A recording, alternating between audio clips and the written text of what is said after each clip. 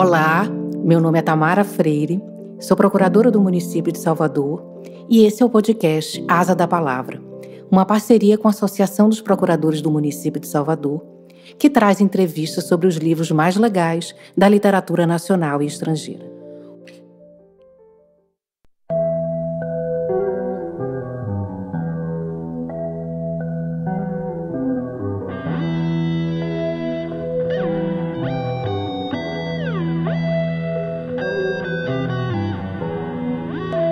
Aujourd'hui, maman est morte. Ou peut-être hier, je ne sais pas.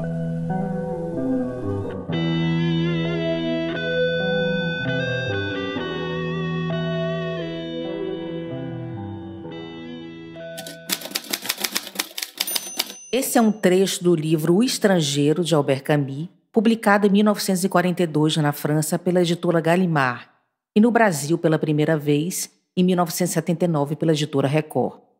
Albert Camus nasceu em 1913 na Argélia, a época ocupada pela França. Foi jornalista, filósofo, dramaturgo e escritor. Ganhador do Prêmio Nobel de Literatura em 1957, Camus é autor de romances como O Estrangeiro e A Peste, ensaios como O Mito de Sísifo e O Homem Revoltado, e peças de teatro como Calígula e Estado de Sítio. O Estrangeiro é um dos livros da trilogia da filosofia do absurdo, ponto central do pensamento do autor, que contém ainda um ensaio, O Mito de Sísifo, e uma peça teatral, Calígula. Narrada em primeira pessoa, a obra se inicia com uma espécie de diário de memórias feito pelo personagem Meursault, que recebe a notícia de morte de sua mãe. A partir daí, seja sob o viés da narrativa ou do que se narra, começamos a conhecer um homem esvaziado de si, opaco na sua existência, que vai ao enterro da mãe sem aparentar sofrimento por sua morte. Acompanhamos Meursault em sua saída do asilo, preocupado apenas em dormir, ir ao cinema com uma moça que ele tem certo interesse e no dia seguinte ir à praia. Alheio e levado pelos acontecimentos que se encadeiam na obra, Meursault, um homem atado apenas às suas sensações corpóreas, aceita ajudar um vizinho envolvido em um crime que o presenteia com um convite a uma casa de praia em Argel. Andando na praia armado, como quem porta talvez um cigarro, Meursault, fustigado pelo sol, se depara com um árabe, alguém que lhe parece inimigo, e dispara contra ele o revólver. 5 tiros. O primeiro matou. Restaram a arma, que lhe é estrangeira, a sua vida e a morte do outro, que também o são. Preso e levado ao tribunal, assistimos à condenação de um homem, não sobretudo por ter matado um outro homem, mas por não ter chorado no velório de sua mãe. É no confronto entre a recusa do mundo e a consciência humana que está o absurdo de Camus, que vai ser tratado por nossa convidada da vez, Georgia Campelo, além de outros temas envolventes nessa obra infindável. Georgia é procuradora do município de Salvador. Gel, minha querida e amada amiga, que bom que eu consegui te trazer até que enfim. Seja muito bem-vinda. Estou muito, muito feliz. Aliás, tem até um termo em francês para dizer isso, eu estou ravissante. Seja muito bem-vinda, querida. Gel, vamos começar pela perguntinha clássica que eu faço para os nossos convidados. Por que ler? Por que a literatura na sua vida? Porque a literatura, ela nos redime, nos salva, nos mostra a beleza e os dramas humanos, nos angustia, nos ensina, nos faz contemplar. Ler é uma forma de expandir as nossas ideias, de ser outros que o nosso contexto histórico e social, por razões óbvias, não nos permitiria. É uma forma de ultrapassar as nossas reduzidas circunstâncias e, portanto, ver além. E imagine a vista dos ombros de Shakespeare, de Dostoiévski, dos estoicos ou dos profetas. Então, a literatura, ela nos permite conhecer a história, a nossa condição humana e, portanto, a nós mesmos. Ou pode até ter uma finalidade sem fim, como é próprio das coisas belas. Para mim, a literatura é necessária, já que a realidade é muito pouco diante do tanto de vida que tem dentro da gente. É verdade, você falou essa questão de uma alteridade também, mas a literatura também é o encontro de humanidades, né? Como a gente se encontra com um homem russo, lá escrito por Dostoiévski, uma época diferente, uma cultura diferente, um sexo diferente, e de repente a gente se reconhece, uma partícula nossa humana encontra uma outra partícula e aumenta a nossa, né? E outra coisa, assim, quando você tocou nesse belo, é isso mesmo, a vida, o belo serve para isso na vida, para ser contemplado, para se viver o belo. Esse é o papel dele. Muito bom. Vamos lá. Gel, eu queria que você falasse um pouco desse livro. Por que você escolheu esse livro, né, para vir ser entrevistada aqui? E a filosofia defendida por Camus nessa obra? Veja, esse livro, ele nos traz a questão primeira, fundamental e mais angustiante da nossa condição humana. Qual é o sentido da vida? Estrangeiro é esse livro para nós quando o abrimos pela primeira vez e ainda não estamos familiarizados com o sentimento do absurdo. E nos deparamos com o trecho inicial do próprio livro que diz o seguinte: hoje, mamãe morreu. Ou talvez ontem. Recebi um telegrama do asilo. Sua mãe faleceu. Enterro amanhã, sentidos pêsames. Então, a linguagem aqui é importante para o entendimento do contexto dessa obra. A escolha do tempo verbal no passado, no passé composé, que não tem similar no português, cria uma relação curiosa com o presente, já que a narrativa de Meursault é tão direta, objetiva e sem reflexão emocional, que dá a ideia de um presente contínuo. E isso reforça a filosofia do absurdo de Camus, onde o protagonista vive o agora, sem buscar um sentido nos eventos passados ou uma expectativa com relação ao futuro. Então, a temporalidade no Estrangeiro está a serviço da indiferença existencial de Meursault e da aceitação do absurdo da vida, sem a necessidade de justificá-la com uma narrativa moral ou redentora. Então, é um livro também cheio de simbolismos. Veja que Camus usa palavras de significados diferentes, mas com a sonoridade similar. Então, são homófonos. La mer, né, o mar, tem mère, a mãe, e o mer de Meursault, que significa morrer. E veja que a mãe, a morte, o mar, são presenças fortes e se entrelaçam na narrativa. Então, a morte é um tema que se expande, né, se extrai de Meursault e se repete e ecoa na memória do leitor. A morte da mãe, a morte do árabe, no momento em que, aí eu abro aspas, o mar trouxe um sopro espesso e ardente. Pareceu-me que o céu abria em toda a sua extensão, deixando chover fogo. Parece quase uma passagem bíblica. E, por fim, verdade, a condenação de Meursault à morte. Portanto, trata-se de morrer. É o tema da morte que filosoficamente conduz ao absurdo. O homem percebe o quanto ele está apartado do mundo que permanece, enquanto os homens sofrem e se vão. Mas a morte, aqui no Estrangeiro, ela não é um tema lúgubre, ela é um tema trágico. Essa tragicidade, porém, ela, no texto, ela não está travestida de amargura ou de pessimismo diante da existência. A tragédia, em Camus, está no fato de que a vida pode ser. A ênfase, a ideia de morte aqui, é, sobretudo, um convite à vida.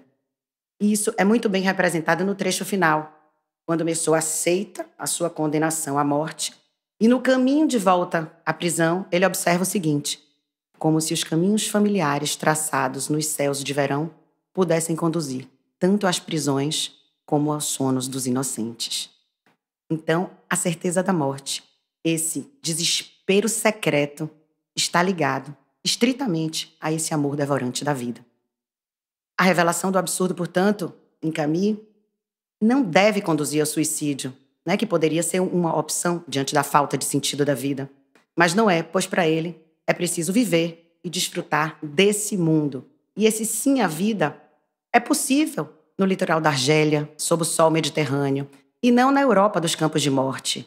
Camus escreve O Estrangeiro na sombria Paris, ocupada na Segunda Guerra. Então, ele queria, com essa obra, que o sol do Mediterrâneo iluminasse o sol sombrio europeu do niilismo institucionalizado, né?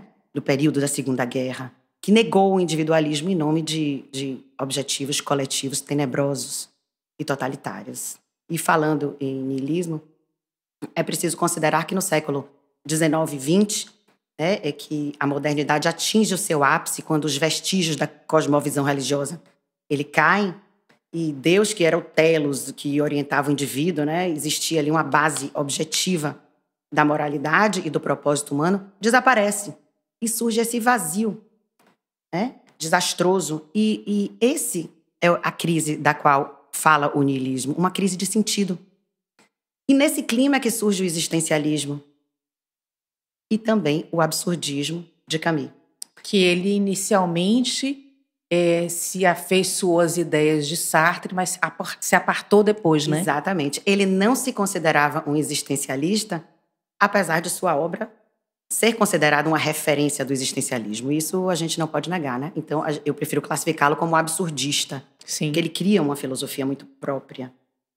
Então, passa-se a buscar, nesse clima, um modelo de realidade que não dependesse da divindade para explicar o mundo. Aí você tem também duas obras que representam bem essa mudança, né, nesse período, que é A Origem das Espécies de Darwin e O Louco de Nietzsche em A Gaia Ciência, em que ele diz: Deus está morto e nós o matamos.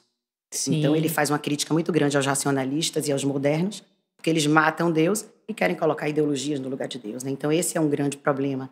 Mas ainda assim o ser humano tem um desejo natural de encontrar uma unidade, um sentido, uma ordem, uma lógica no universo. Mas ele é confrontado com a indiferença e a irracionalidade do mundo, criando o que ele chama absurdo. Então, o absurdo é a busca de sentido pelo indivíduo e o silêncio do universo. Isso é muito interessante porque é um momento em que você aceita o seu humano aceitando o seu destino, né? O destino de uma vida que não está absolutamente atada à racionalidade. Exato. E é uma coisa que Dostoiévski também trabalhou muito isso, Exato. né? Essa luta de que o mundo tem que ser enquadrado e estruturado dentro de lógicas gravitacionais, todas da racionalidade. Não é assim que funciona. O ser humano, quando vem por dentro, que nós nos confrontamos por dentro com os sentimentos, com as formas de ser, de agir. Exato. Dostoiévski traz muito bem isso, essa tentativa de se imprimir o racionalismo na psique russa. E o Homem do Subsolo é um exemplo disso, né? É um arquétipo. O Homem do Subsolo é as consequências dessa tentativa levada, na verdade, às últimas consequências. Então, ele é o arquétipo disso. Porque o livre-arbítrio é da natureza humana. Essa é a questão. Essa é a crítica de Dostoiévski a Tchernyshevsky, né? Que tenta trazer para a Rússia essa ideia, né, de imposição do racionalismo. E aqui fazendo um paralelo entre o Memórias do Subsolo e O Estrangeiro de Camus, tem uma coisa que une esses dois personagens. Os dois estão envoltos nesse vazio existencial.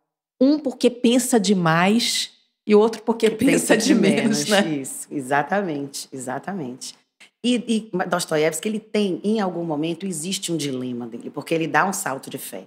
Já Camus não nega a possibilidade de Deus, mas ele argumenta que não temos como saber se há um Deus e, portanto, não faz sentido buscá-lo.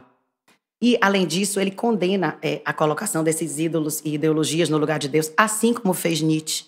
Então, ele criticou esse messianismo ideológico, né, dos nazistas e comunistas, que gerou justamente o cometimento de tanta injustiça em nome de, na verdade, opções éticas inconfessadas, né, na verdade. Então, para ele, nenhum meio deve violar a dignidade humana. Então, ele coloca aí a moral antes da história.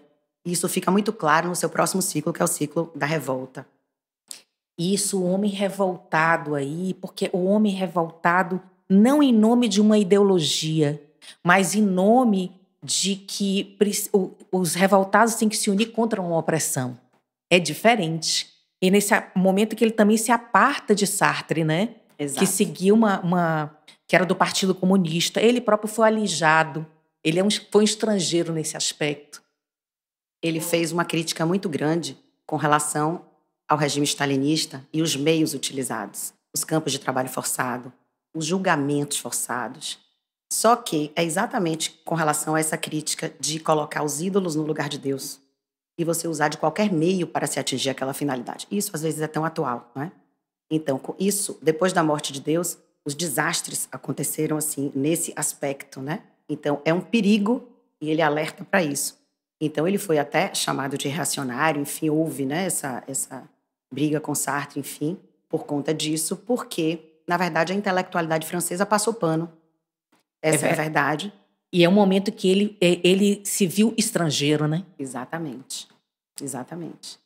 Então, o ponto da filosofia dele também existe a revolta contra o absurdo, né? Porque o ponto da filosofia dele aqui, nesse livro, é justamente essa densidade, essa estranheza do mundo, o encontro entre a sensibilidade humana e o universo, né? Indiferente a ela.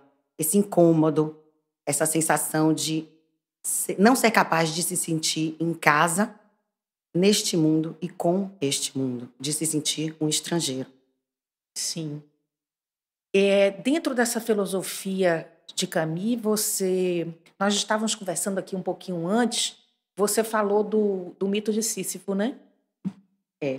Tem um trecho do mito de Sísifo que, inclusive, ele revela bem essa ideia do absurdo, de quando o homem se depara com o absurdo, que é o seguinte: antes de descobrir o absurdo, o homem vive enredado em seus hábitos, esses gestos que a existência demanda. Isso ocorre porque os homens adquirem o hábito de viver antes de adquirir o hábito de refletir.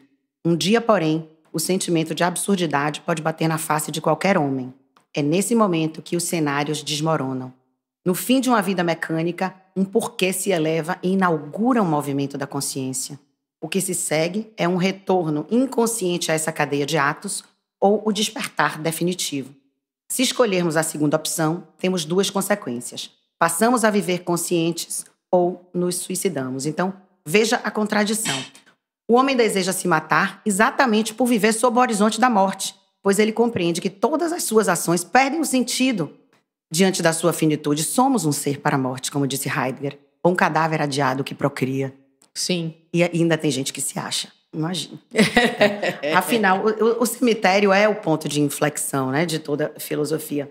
Mas há também uma outra contradição aqui que ele traz, que mesmo sabendo-se finitos, né, os homens vivem sempre direcionados para o futuro. Veja, amanhã, mais tarde, com a idade você vai compreender. Mas tudo isso se trata de morrer.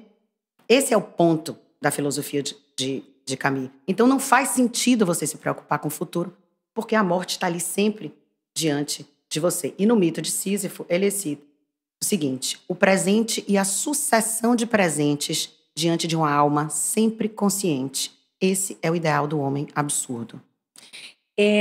A propósito disso, eu queria aqui explicar para os ouvintes, né, quem não conhece o mito de Sísifo, Camus até foi muito sábio se utilizar do mito de Sísifo para construir também as bases da teoria do absurdo, né? Porque os gregos lá atrás já tinham uma angústia existencial que é diferente da que ele traz agora. Mas, bem, vamos falando na mitologia grega, vou explicar um pouquinho o mito de Sísifo. Sísifo era um mortal de grande astúcia.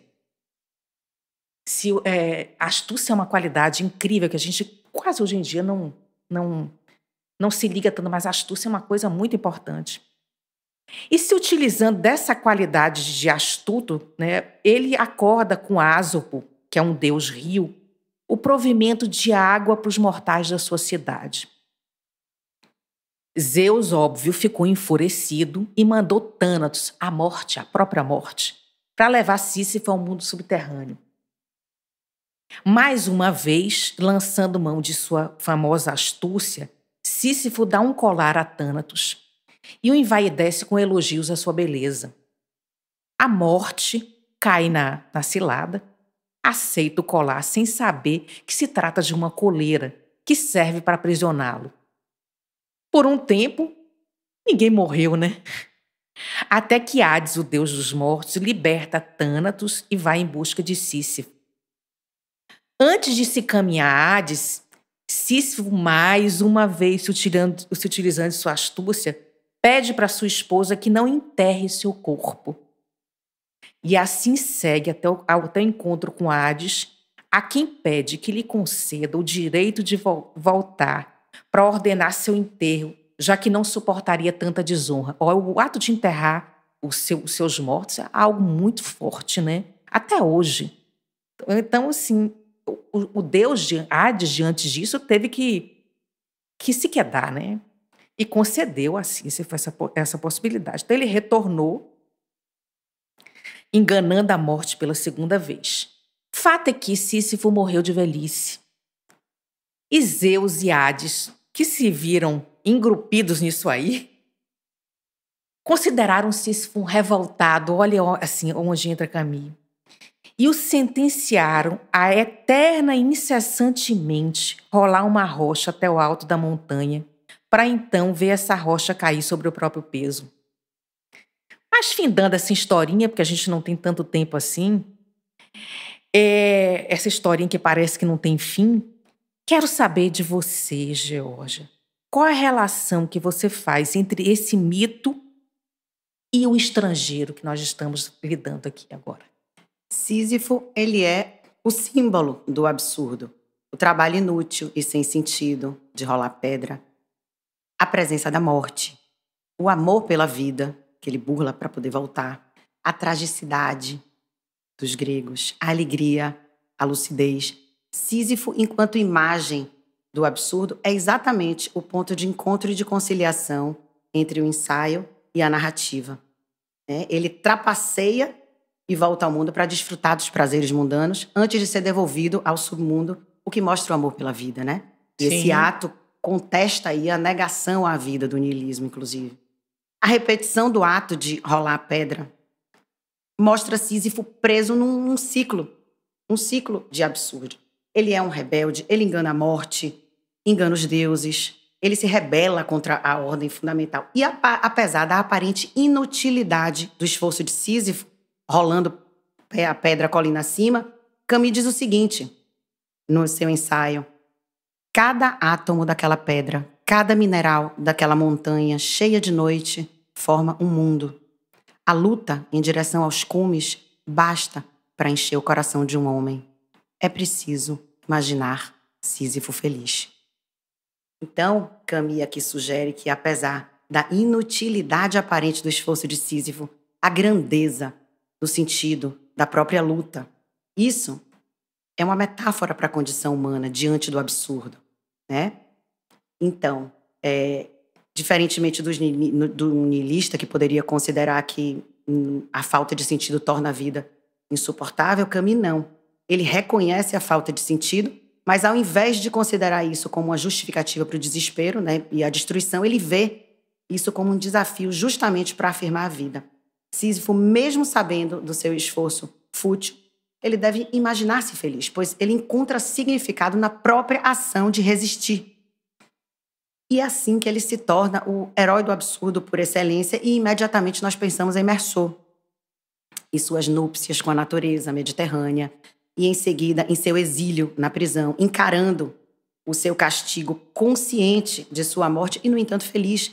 Mesmo com a morte iminente, observe que ele encontra a paz e ao final ele diz: fui feliz e ainda sou.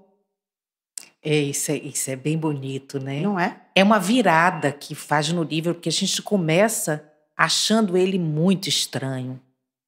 E nós julgamos ele. Olha, eu julguei esse homem até boa parte do livro.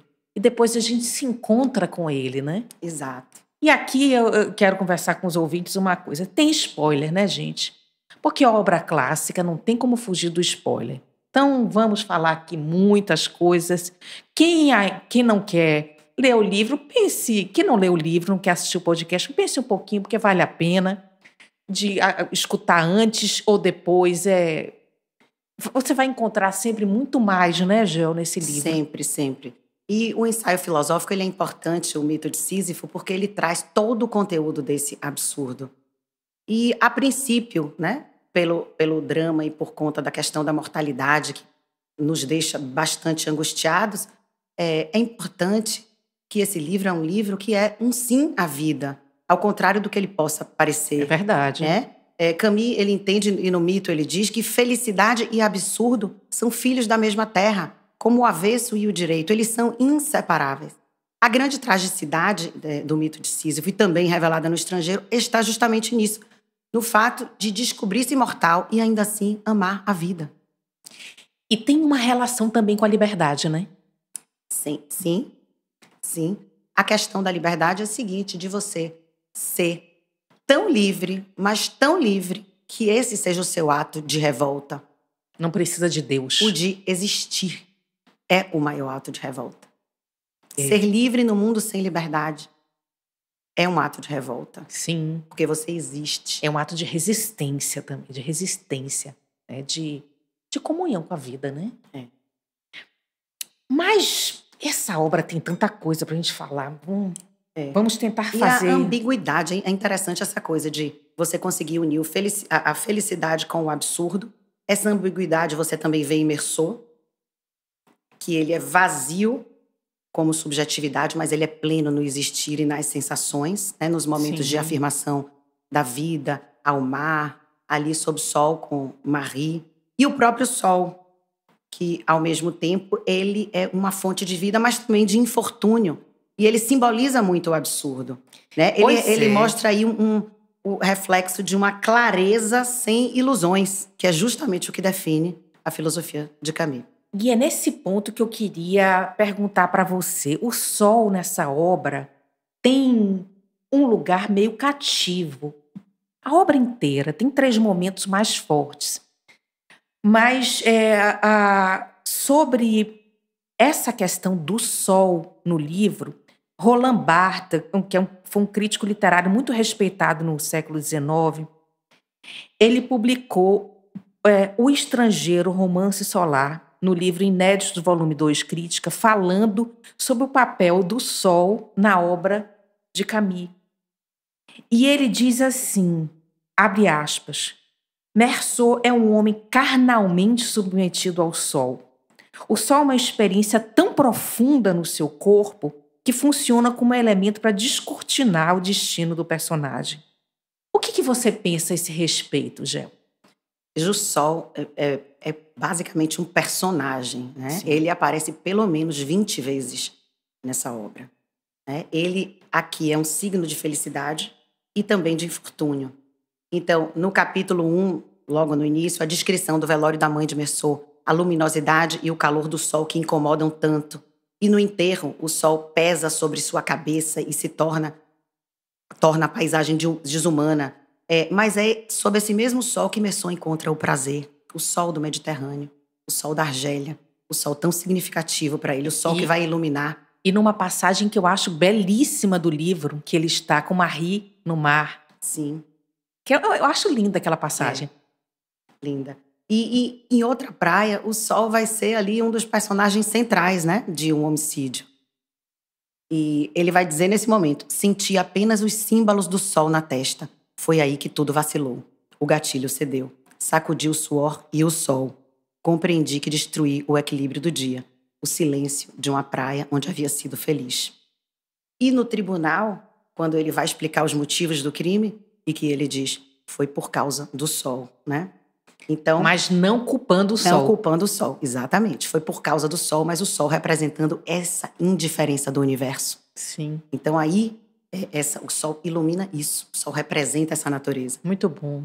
Então Muito bom. Nesse momento aí que ele entra no julgamento e aí... Então, entrando, o julgamento é uma parte do livro, assim, muito interessante, porque o livro inteiro, mas essa parte é muito interessante porque onde você vê a sociedade realmente confrontando o personagem com dentro dos enquadramentos sociais que são ditos normalizados. Então, eu queria que vou deixar para você falar sobre bem esse julgamento, quem na verdade foi julgado, o que estava em jogo, isso aí. Veja, Mersô, ele enterra a mãe, arruma um amante e comete um crime. Esses fatos, ele terão a versão das testemunhas e do promotor, ao tempo em que Mersô vai achar, em algum momento, que eles estão falando de outra pessoa. Porque ele não se reconhece nessas falas, né? Em seguida, tem um outro ponto interessante nesse julgamento, que o de Marie. Ela esteve no banco das testemunhas, relata os fatos seguindo as regras, né, que lhe é imposta. E, em seguida, assistindo ao julgamento, ela desaba no choro e diz que não foi bem assim que as coisas aconteceram, que a forçaram a dizer o contrário do que ela pensava. Então, é chocante o deslocamento das conclusões do promotor e as verdadeiras circunstâncias do homicídio. Então, a justiça aqui ela é absurda, né? Porque ela não consegue compreender os fatos que ela pretende punir. Então, qual é a questão que se instala no leitor também? Tanto no leitor quanto no tribunal. Mersô amava sua mãe. Mersô colocou a mãe no asilo porque ele não tinha dinheiro para sustentar a mãe, né? E eles não tinham mais nada para falar um para o outro. Ele havia pouco no asilo, por quê? Porque ele tomava todo domingo e a viagem ao asilo era uma viagem longa que durava 2 horas. Mas veja também o seguinte, que quando ele vai ver a mãe de alguma forma, quando ele tem vontade. Mersô vai ver a mãe quando ele tem vontade. Eis aqui o ponto de Mersô. Só o presente, o concreto, importa para ele. No mito de Sísifo, a liberdade dele, né? Exato, no mito de Sísifo é dito: do amor não conheço senão essa mistura de desejo, ternura e inteligência que me liga a determinado ser. Então, veja também que ele trata carinhosamente a mãe em diversas passagens por mamãe, quando a ela ele se refere, e ao final do livro ele a compreende. Ele diz que se identifica e compreende a mãe. Portanto, ele amava a mãe do jeito dele. O que ele não queria era viver esses sentimentos contínuos e abstratos. Ele queria a vida concreta, o presente, né? É um homem atado às suas sensações bem forte, né? E o julgamento traz muito, muito forte isso. O que é julgado ali? É julgado um homem que matou um outro homem? Ou é julgado um comportamento, né? Exato. No fim das contas, o julgamento...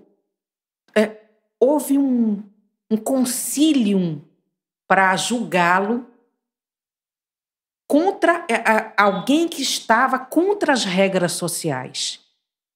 As regras sociais não da ordem do direito criminal, as regras sociais do dia a dia. A expectativa da sociedade. A expectativa da sociedade. Isso é tão atual, como a gente vê pessoas que não se encaixam nesse mundo, que tem que encaixá-las. Então, o mundo tem que encaixar essas pessoas e não acolher. Isso é tão forte, isso, né? E me lembra de um filme que foi candidato ao Oscar, é recente agora, Anatomia de uma Queda, onde se tem também um crime, mas no julgamento, a mulher ela é submetida. O grande crime dela é o relacionamento do casal. O que é colocado em julgamento é a intimidade do casal. E a intimidade, isso, como você falou, feita em pedaços. Quem conhecia Mersô, por exemplo? Quem sabia o que se passava dentro desse homem? Quem sabia se esse homem não era um homem que, não, por exemplo, não choraria, que sentiria a morte de outra forma? E nesse filme também, essa analogia fica aí, como a gente sempre aqui no podcast fala, né, dá dicas de livros. Georgia já falou de vários livros de autores. Fica aí a dica para quem não viu, assiste esse filme maravilhoso, Anatomia de uma Queda, falando sobre exatamente isso. Mas, Gel, a gente falou muitas coisas. Você gostaria de falar algo mais de... É interessante nesse julgamento, para mim, um ponto ali fulcral é o seguinte: Mersô não mente e ele é condenado por isso. Ele aceita morrer pela verdade, né? Mersô aí é um Cristo num mundo sem Deus. né? Sim, Um Ulisses das praias, talvez. Sim. Então, no prefácio da edição americana, do Estrangeiro, Camus diz o seguinte: Meursault não está do lado dos juízes, da lei social, dos sentimentos convencionais. Ele existe como uma pedra, ou vento, ou mar sob o sol, que nunca mentem. Muito lindo isso, muito lindo. É verdade, é verdade. É uma transgressão, né? Ele comete essa grande transgressão de falar a verdade. Ele, inclusive, não esconde o crime dele. Mesmo quando ele fala que foi por causa do sol, ele não se exime da culpa. Não, exatamente. Então, é a falta de remorso dele, o absurdo e a arbitrariedade das normas humanas. Há uma clara falta de imparcialidade e justiça objetiva no caso dele. Né? É uma punição pela não conformidade às expectativas sociais e emocionais. Então, as decisões parecem ser tomadas o tempo todo com base em caráteres subjetivos, né? E não em princípios, né, legais claros. Então, reflete também, eu acho, que a dinâmica aí do sistema judicial francês aplicado na Argélia. Né? O Camus, ele lutou pela independência da Argélia e tem aí uma tensão social, sim, né? Sim. E cultural dessa relação, né, com o colonizador. E também uma crítica, acredito, que aos julgamentos injustos e opressivos que também ocorreram nos regimes totalitários. Então aí tem muito pano para manga nesse julgamento. Esse árabe que não tem nome, né? É um árabe. É alguém que não está nem nominado, né? Nessa Exatamente. Obra. E pode ser visto como estrangeiro também, porque o árabe era. E pode ser visto. Os desavisados podem até ler o livro achando que, na verdade, o estrangeiro é esse árabe, né? Exatamente, pode. Mas o estrangeiro são tantas coisas nesse livro. E na segunda parte é muito interessante também o diálogo que ele trava, né, com o juiz de instrução e com o capelão, que tentam desesperadamente impingir nele ali um arrependimento. Sim. E que ele aceite Deus, e ele se recusa, né, a essa imposição. E no momento de raiva ele afirma que nada importa e que ele prefere aceitar a indiferença do universo, o que me lembra muito o dilema de Ivan Karamazov no Grande Inquisitor, né, em Dostoiévski. Então, mas a diferença dele está no seguinte, Meursault, já que, né, existe esse dilema sempre com relação a Deus, né? Ele existe, ele não existe. Acaba que Ivan, ele coloca a justiça antes da verdade, né? O grande dilema dele é esse. Isso pesa muito sobre ele. Já Meursault, ele rejeita esse conforto pós-vida, aceita a morte como parte inevitável da existência humana e é o que coloca o estrangeiro como uma obra-chave do existencialismo e do absurdo e destaca a forma como Camus reinterpretou e contrastou as ideias de Dostoiévski e assim ele construiu sua própria filosofia. É, muito bom. Mas, Gel, a gente já está chegando para o finalzinho da nossa entrevista maravilhosa. Que bom ter você aqui mais uma vez. Tenho que reafirmar isso. E a gente termina sempre com uma frase. Qual é a sua frase desse livro? É verdade que os países mediterrâneos são os únicos onde eu posso viver. E deles eu amo a vida e a luz. Mas é verdade também que o trágico da existência obceca o homem e que o mais profundo de si mesmo se liga a ele. Entre esse avesso e esse direito do mundo e de mim mesmo, eu me recuso a escolher. Se você vê um sorriso nos lábios desesperados de um homem, como separar um do outro?